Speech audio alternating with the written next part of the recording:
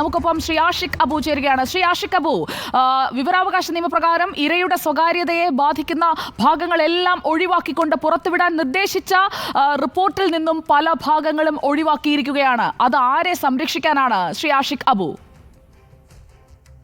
സത്യമായിട്ടും വലിയ നിരാശ ഉണ്ടാക്കുന്ന വാർത്തകളാണ് ഇതെല്ലാം.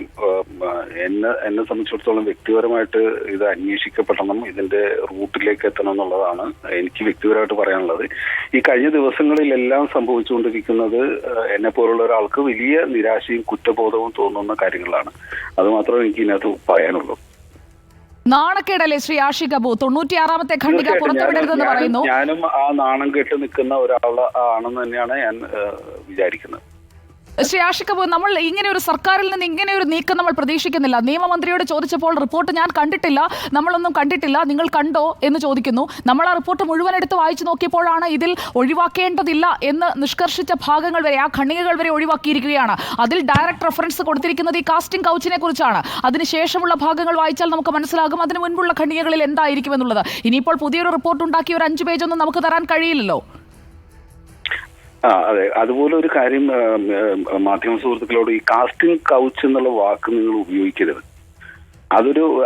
ഒരു അക്രമമാണ്. അതപ്പോ അതിനങ്ങനെ ഒരു ഭയങ്കര കോസ്മെറ്റിക് ആയിട്ടുള്ള ഒരു പേരിടരുത്. ഒന്ന് അത് നിങ്ങളെങ്കിലും അവസാനിപ്പിക്കണം ദയവ് ചെയ്ത്. ഇങ്ങനെ കാസ്റ്റിംഗ് കൗച്ച് എന്ന് പറയുന്ന ഒരു സംഭവമല്ല, അതൊരു അതിക്രമമാണ്.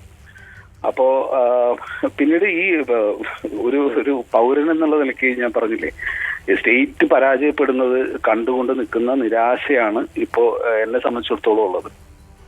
നമ്മൾ എന്തായാലും നിരാശപ്പെട്ട് നിൽക്കാൻ ഉദ്ദേശിക്കുന്നില്ല. കാരണം WCC പോലൊരു സംഘടന ഒരു പറ്റം പെൺകുട്ടികൾ അവരുടെ അവസരങ്ങൾ പോലും ഇല്ലാതാകുമെന്ന് അറിഞ്ഞുകൊണ്ട് അവസരങ്ങൾ ഇല്ലാതായി എന്നുള്ളത് നമ്മൾ പിന്നീട് കണ്ട യാഥാർത്ഥ്യമാണ്. രമ്യ മിശ്രൊക്കെ ആകെ ചെയ്തത് 4 പടമാണ്. പാർവതി തിരുവോത്തിന് ഹിറ്റുണ്ടായിട്ടും പിന്നീട് നിൽക്കേണ്ടി വന്നത് എങ്ങനെയാണെന്ന് നമ്മൾ കണ്ടതാണ്. കഴിവുണ്ടായിട്ടും തഴയപ്പെടുന്ന സാഹചര്യം പലർക്കും ഉണ്ടാകുന്നത് നമ്മൾ കണ്ടുകൊണ്ടേയിരിക്കുകയാണ്. ശ്രീ ആഷിഖ് അബുവിന് നേരിട്ട് ബോധ്യമുള്ള കാര്യമാണല്ലോ അത്.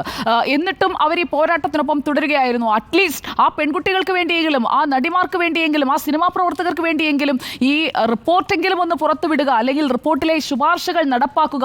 അതെങ്കിലും ചെയ്യുന്നതിന് പകരം ഇനിയും ആരെയാണ് ഇവർ സംരക്ഷിക്കാൻ നോക്കുന്നത്? ഒരാളെയും സംരക്ഷിക്കാൻ കഴിയില്ല എന്നുള്ള യാഥാർത്ഥ്യം ഇനിയെങ്കിലും എനിക്ക് തോന്നുന്നു ഇപ്പൊ തന്നെ എല്ലാവർക്കും അത് മനസ്സിലായിട്ടുണ്ട്. ബഹുമാനപ്പെട്ട ഹൈക്കോടതിയുടെ മുമ്പിലേക്ക് ഈ കേസ് വന്നതോടുകൂടി ഇതിൽ നിന്ന് ആർക്കും അങ്ങനെ എളുപ്പത്തിൽ രക്ഷപ്പെടാം എന്ന് ഞാൻ വിചാരിക്കുന്നില്ല. ഇനിയും ഇപ്പോൾ സ്വകാര്യത ഉറപ്പാക്കുക എന്ന് പറയുമ്പോൾ ഇവിടെ ഈ റിപ്പോർട്ടിൽ നിന്ന് ഈ ഭാഗങ്ങൾ മാറ്റി 11 ഖണ്ഡികകൾ എടുത്തു മാറ്റി എന്ന് പറയുമ്പോൾ അവിടെ ആരുടെ സ്വകാര്യത രക്ഷിക്കാനാണ് ഇങ്ങനെയുള്ള ഒരു ധൃതിപ്പെട്ട, അല്ലെങ്കിൽ ഇങ്ങനെയുള്ള അമിത താല്പര്യത്തിലുള്ള ഒരു നീക്കമെന്ന് ചോദിച്ചാൽ ഒറ്റ ഉത്തരവേ ഉള്ളൂ: വേട്ടക്കാരനാണ് പ്രധാനം, വേട്ടയാണ് മുഖ്യം. അല്ലേ ശ്രീ ആഷിഖ് അബു? അല്ല, അത് എനിക്കിത് കൃത്യമായിട്ട് അങ്ങനെ ഒരു ഇടതുപക്ഷ സർക്കാരിനെതിരെ സംസാരിക്കുന്നതിൽ ഭയങ്കര വിഷമമുണ്ട്. കാരണം ഇതൊന്നും അല്ല ഇതുവരെ ഉണ്ടായിരുന്ന എന്താ പറയുക സർക്കാരിന്റെ ഇച്ഛാശക്തിയെ പറ്റിയിട്ടുള്ള പൊതുവിലുള്ള വ്യക്തിപരമായിട്ട് എനിക്കും ഉണ്ടായിരുന്ന ധാരണ. പക്ഷെ അത് ഇത്ര ലാഘവത്തോടു കൂടി അത് കണ്ടു എന്ന് പറയുന്നിടത്ത് തന്നെ എനിക്ക് വലിയ രീതിയിൽ അതിൽ പ്രതിഷേധമുണ്ട്. അത് ഞാൻ 1-2 ദിവസങ്ങളായിട്ട് അറിയിക്കുന്നുണ്ട്.